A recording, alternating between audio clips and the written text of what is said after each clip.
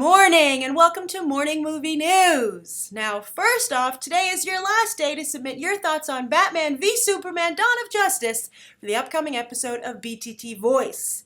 If you'd like to see the very first episode of BTT Voice about Big Hero 6, there's a link at the end of this episode, and I suggest you watch it, not just because it's fun to hear what other BTT viewers have to say about Big Hero 6, but it will give you some idea of what to submit for this upcoming episode. But the short of it is, you want to record a 30-second video with a few thoughts on Batman v Superman: Dawn of Justice. And the reason you want to do that is because your entire submission is not going to be included.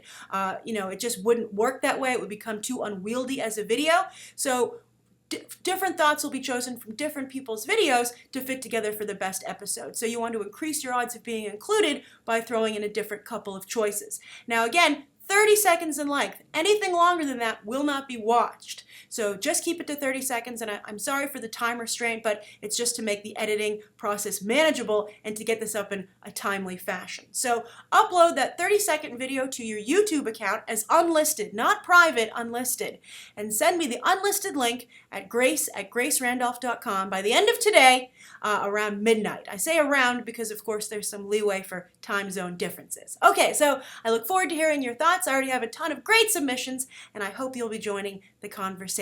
All right, so let's get on to today's 3 stories. The first is about yet another casting announcement. And this isn't even an announcement. It's not even really a rumor.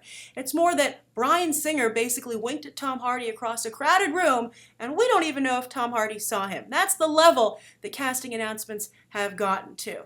And we'll get to that in a moment. But first, I'd like to say that just the very idea of Tom Hardy playing Apocalypse seems ridiculous. First of all, it's another case of Hollywood whitewashing, which is totally unnecessary because X-Men is such a diverse and star-studded cast already that this is the perfect scenario to do some experimentation, take a risk, and get the right ethnicity for an actor to play an Egyptian. So that would be very disappointing, and I think it would hurt the film right out of the gate. So I can't believe they would even think of Tom Hardy at all. Although, by the way, I retweeted some awesome fan art of Dwayne Johnson as Apocalypse, which looked really cool, and it's too bad that he has taken on the role of Black Adam over with Warner Brothers DC. I think he'd make a fantastic Apocalypse. But oh well, it would be great to discover some unknown talent, and I'll get to the idea of unknown talent in a moment. But just like we talked about with Tom Hardy in Suicide Squad and the rumor that he was approached for that by Warner Brothers, although it looks like he might be taking that role if Warner Brothers is to be believed, whatever role he's up for. They didn't divulge that. They had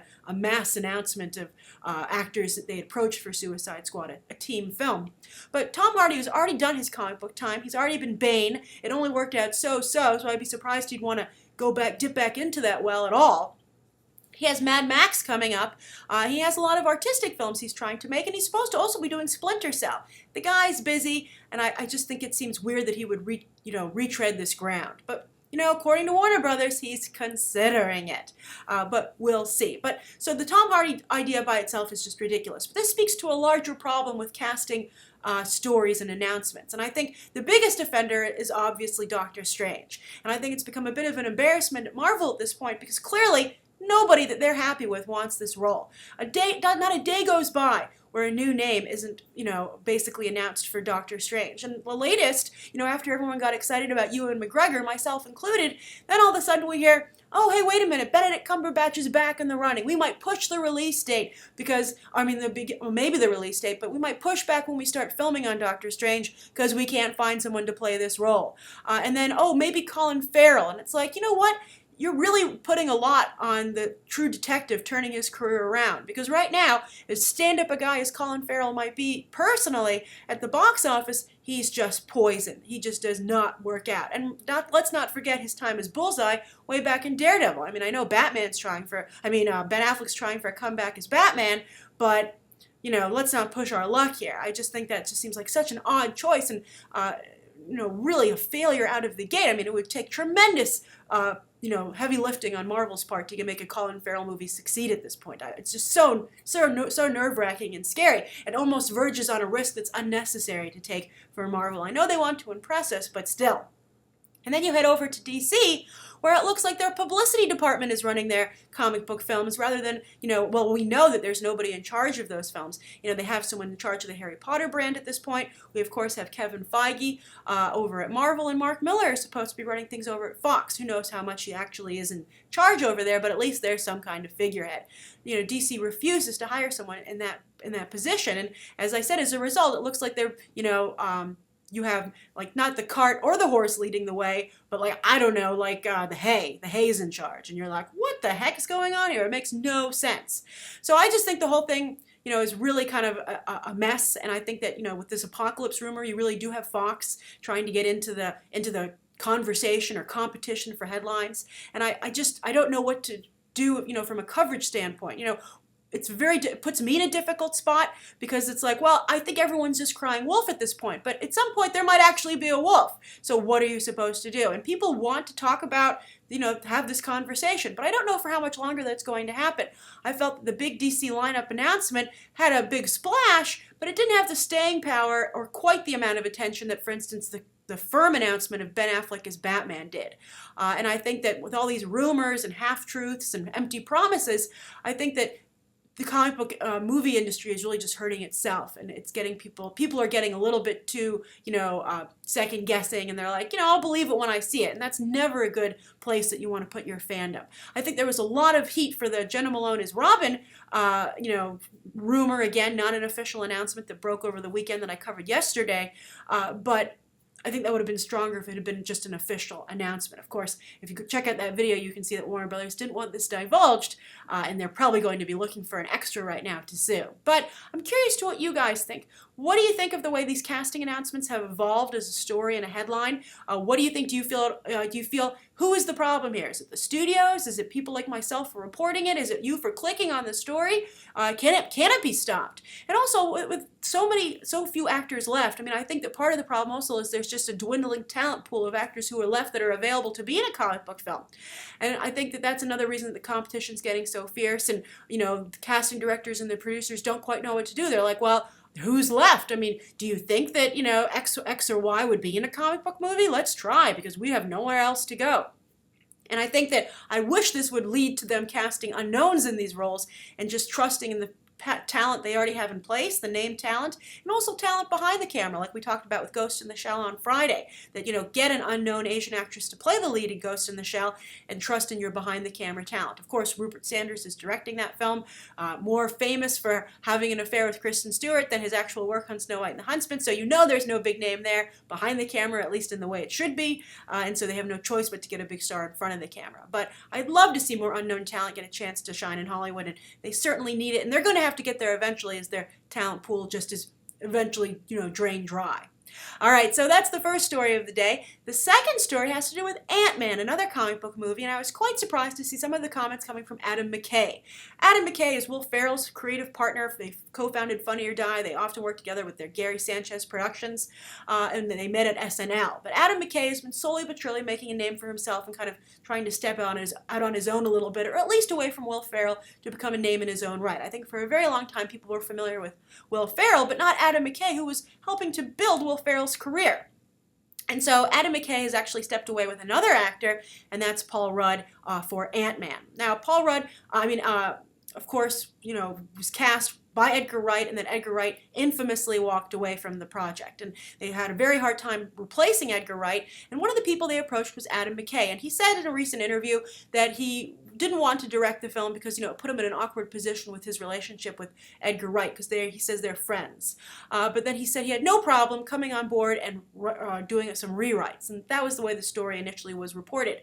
But now he's revealing that he and Paul Rudd have extensively rewritten this script, and it makes me wonder if this isn't the beginning of Marvel's subtle campaign to pull away ownership and authorship from Edgar Wright on Ant-Man. So that if the film isn't a success, the conversation isn't, hey, look what Edgar Wright gave you guys, and you tossed him away and threw him away and robbed him of the ownership and the reaping the rewards of what he started. But instead, they want people to say, oh, hey, we didn't need Edgar Wright. Everybody who stayed on the project did a great job. And I think that's what Marvel's trying to slowly do. And if not Marvel, at least Paul Rudd and Adam McKay. Because they said that they locked themselves in a hotel room for like 6 or 8 weeks, and they extensively basically rewrote the entire script. They were very polite to Edgar Wright and said, oh, we kept a few basic things, some of the characters that he put in play there, but we just totally overhauled this thing. We added an extensive new action sequence, and we redid a lot of the dialogue. They make quite a point of saying they reworked the dialogue. And I'm just curious to how you guys feel about this. Are you starting to move away from Edgar Wright yourself here? I mean, there was a big campaign, the whole Edgar Wright was right sign that the protester at Comic-Con, which was, I think, very clever. And a lot of people, saying that maybe they wouldn't see Ant-Man because Edgar Wright had been treated so poorly by Marvel Studios. But, it was his choice to walk away, and I think that this might ultimately be a choice he regrets because I think Ant-Man is coming together quite nicely. It's starting to look pretty darn good, and Edgar Wright has yet to secure a finalized project to take the place of Ant-Man. There's been some rumblings about films he might make, but nothing definitive, and certainly nothing on the level of Ant-Man. And he doesn't have to go and make a big blockbuster, but he needs to make some kind of important film that makes it look like he didn't just go walk away empty-handed here.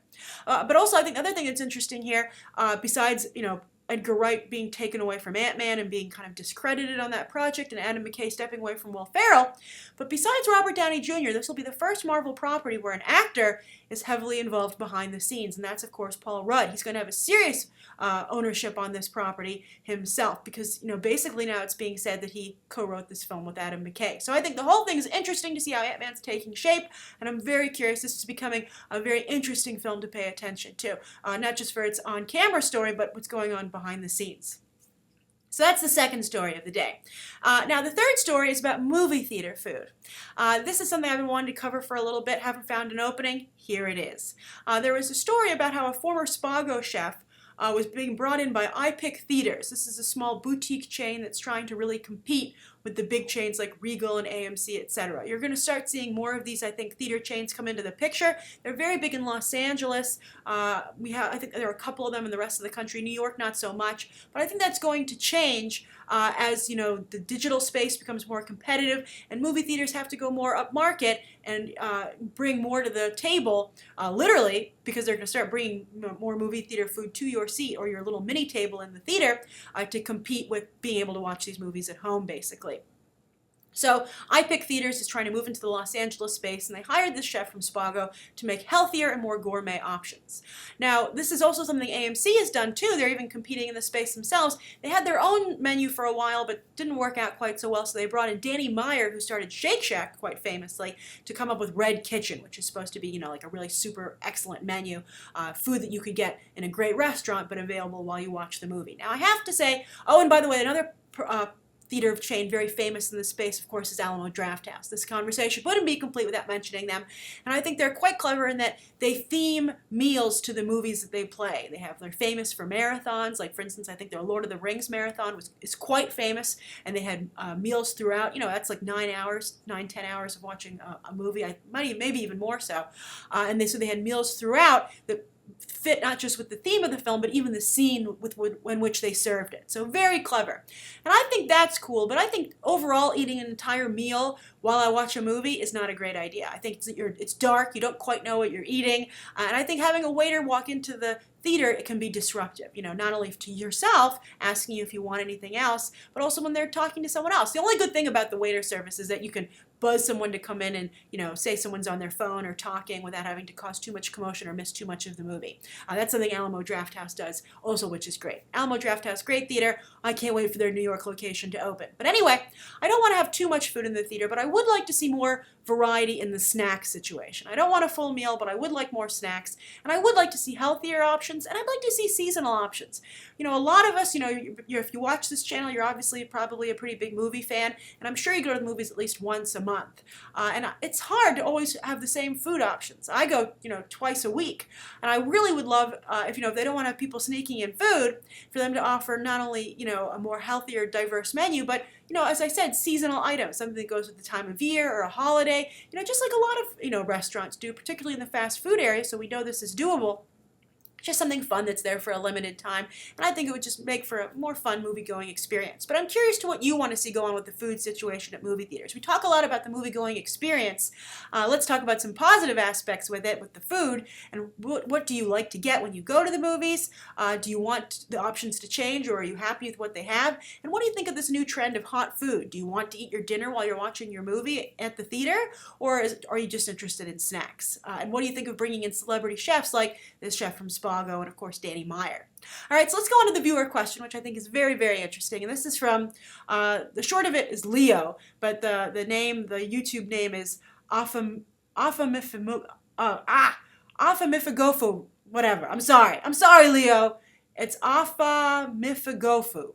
I'm sure that stands for something very cool, but it's hard to say. All right, so question. This is what Leo has to say. It says, "Hi, Grace. My name is Leo, and I was listening to your comments about TV actors and jumping to movies. I wanted to know if you think the same thing applies to movie stars going to TV. I was thinking of actors of the caliber of Viola Davis. I have been watching How to Get Away with Murder, and some of her scenes make me shake, even on TV. That's fabulous. The show, I think, is doing pretty solid. Do you think moves like those can affect an actor's status? Of course, here Viola Davis going to TV. Love your show. Watch it every day as soon as I come back from work." That's awesome, Leo, and I love your question.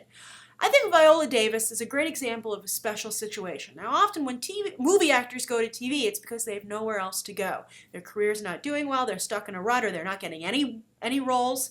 For instance, Billy Bob Thornton, and going to TV is kind of a last resort. And I think it can be quite effective. It didn't do so much for Billy Bob Thornton, I'm afraid, at least so far, but it's done wonders for Matthew McConaughey, and I hope it does something nice for Viola Davis. But Viola Davis is an even more of an interesting case because she never was able to, I think, get the roles that she deserved. You're talking about someone who openly, I think, rightly complained about, being nominated for an Oscar for playing a maid, decades after the first Oscar win by a black actress for also playing a maid. Viola Davis, I think, rightly pointed out how little had changed in Hollywood. And, she said she got stuck playing maids, like either The Help, or she's playing a law enforcement official. And, look at her role in the upcoming Black Hat. She's playing a law enforcement official. So I think she really had to go to TV to find a role worthy of her. And she's very lucky that Shonda Rhimes is out there creating these great roles for black actresses, Kerry Washington and now Viola Davis. So I think Viola Davis was smart to do this and had no choice. And I think, speaking of law enforcement roles, she's up for, a lot of people are mentioning her name for Amanda Waller, and that's, again, another law enforcement role. And I think she should take it. I think that Viola Davis, unfortunately, isn't going to do much better, even with How to Get Away with Murder. And I think that speaks to Hollywood's, the roles that are available, not just for women, but women of color. It's really a problem, and this needs to be changed. And speaking of change, when actors want to see change, or anyone wants to see change, the best course of action, of course, is to go and make that movie yourself. And Viola Davis is doing just that. She's the executive producer on a film with Jennifer Lopez, which is completed. It's supposed to be coming out sometime in 2015, I believe. I hope it's not delayed. But it's about two mothers whose children are killed by gang warfare, or shot down, they're gunned down in their neighborhood. And these two mothers take it upon themselves for vengeance when the law does nothing. So it's kind of like a female equalizer. And I think that sounds like a really interesting movie. I think teaming up Viola Davis with Jennifer Lopez seems very interesting. And I'll be interested to see how that movie comes together. But I think that's a great instance in both these cases of Viola Davis saying enough is enough already. I'm at a place where I have a little bit of credibility and recognition from audiences. I'm going to go and try and spend that coin effectively myself, because Hollywood obviously isn't going to take me up on that. So she's gone to television and she's producing her own movies. And again, I would take that Amanda Waller role because I think from a traditional Hollywood standpoint, it's the best she's going to do. Would I love to see her offered the role of Vixen? I certainly would, but I don't think that's unfortunately going to happen because I think Hollywood unfortunately also tends to cast young. But look at Robert Downey Jr., look at Ben Affleck as Batman. I see no reason Viola Davis couldn't come in there and play Vixen. I think she would be a great choice, as you can see from people really enjoying her performance over on How to Get Away with Murder. But very interesting situation, and progress slow but steady. But I think, again, movie stars to TV is a special case. It's an act of desperation, and sometimes it works out, sometimes it doesn't. But for Viola Davis, I think at least it's going to raise her profile and allow her maybe to produce more of her own movies and get better law enforcement roles and maybe super maid roles going forward. It's so sad and unfortunate. The more things change, sometimes also the more they stay the same. All right, so thank you so much for your question, Leo. I hope you had a great day at work. Thank you, everybody, for tuning in. Please write down below what you think of today's top 3 stories and the viewer question, anything you'd like to see covered tomorrow, any questions that you might have, and of course, don't forget to submit those Batman v Superman Dawn of Justice videos for BTT Voice by the end of today. Thanks for watching.